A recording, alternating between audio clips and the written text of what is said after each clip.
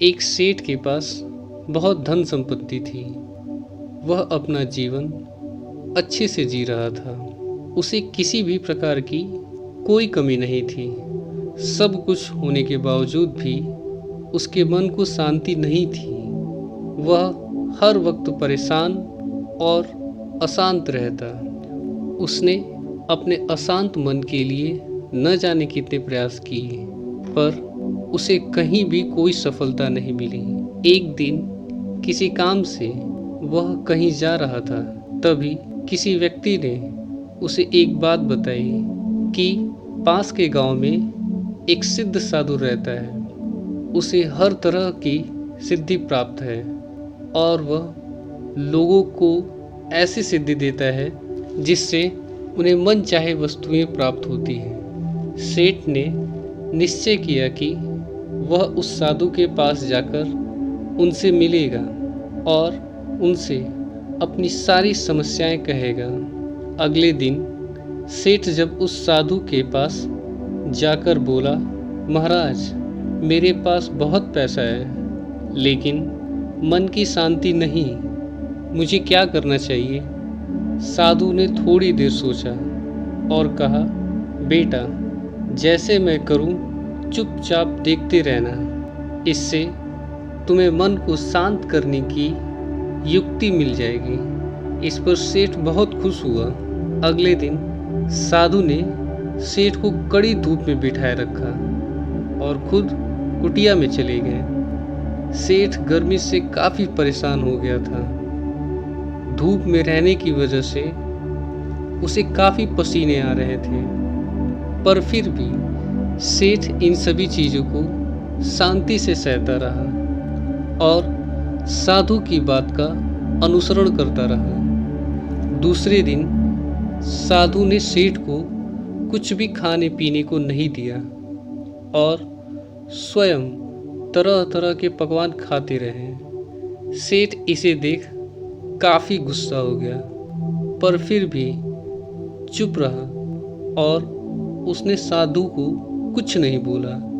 तीसरे दिन भी सेठ साधु के बर्ताव से खुश नहीं था और गुस्से में वहां से जाने लगा तो साधु ने बोला, क्यों, क्या हुआ सेठ? काफी परेशान दिख रहे हो और कहाँ जा रहे हो? इस पर सेठ बोला, महाराज, मैं यहाँ बड़ी आशा लेकर आया था, लेकिन यहाँ आकर आपके सिद्धियों से मुझे केवल निराशा ही मिली। इस बात पर साधु ने कहा, मैंने तो तुम्हें शांति की युक्ति बता दी और तुम्हें फिर भी समझ नहीं आया। इस पर सेठ बोला, महाराज, आप तो बस अपनी ही धुन में मगन थे। मुझे भूखा रखकर खुद अच्छे पकवान खा रहे थे। इस पर साधु मुस्कुराते हुए बोले, देखो सेठ, पहले दिन जब मैंने तुम्हें धूप में बैठने के लिए कहा और स्वयं कुटिया में बैठा तो तुम्हें बताया कि मेरी छाया तुम्हारे काम नहीं आएगी, पर फिर भी तुम्हें समझ न आने पर मैंने अगले दिन तुम्हें भूखा रखा और खुद भरपेट खाया। उससे मैंने तुम्हें समझाया कि मेरी साधना से तुम्हें सिद्धि नहीं मिलेगी, उसके लिए तुम्हें स्वयं प्रयास करना होगा और शांति भी तुम्हें अपनी ही मेहनत से मिलेगी। मैं तुम्हारे मन को शांत नहीं कर सकता, उसके लिए तुम्हें खुद ही मन की शांति प्रदान करने वाले काम करने होंगे। यह सुनकर सेठ को सारी बात समझ में आ गई और वे साधु जी के चरण स्पर्श करके बोले, महाराज, आपका बहुत धन्यवाद, आपने मेरी आंखें खोल दी।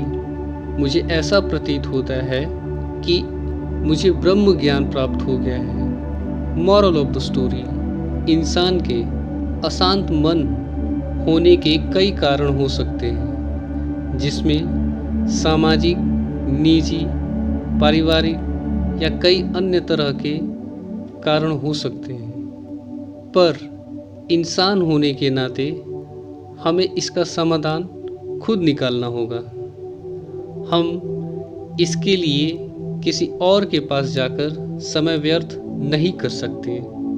मन को शांत करने के लिए हम योग या ध्यान का प्रयास कर सकते हैं और संभव हो तो ज़्यादा से ज़्यादा उस काम को करने का प्रयास करें जिससे आपको खुशी मिलती हो।